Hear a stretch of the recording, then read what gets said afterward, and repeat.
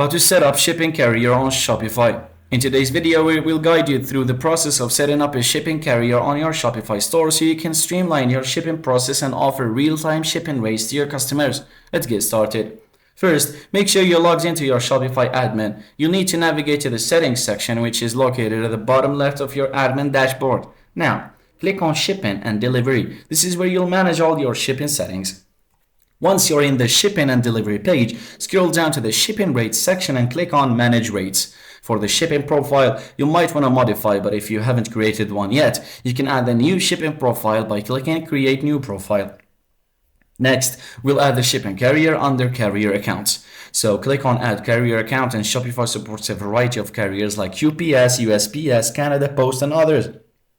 You'll need to connect your account to Shopify. Simply click on the carrier you want to use and follow the instructions to link it.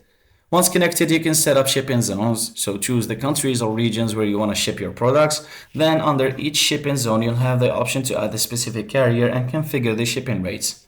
Make sure to review them to make sure they're correct and save your changes. And that's it. You've successfully set up a shipping carrier on your Shopify store. Thanks for watching.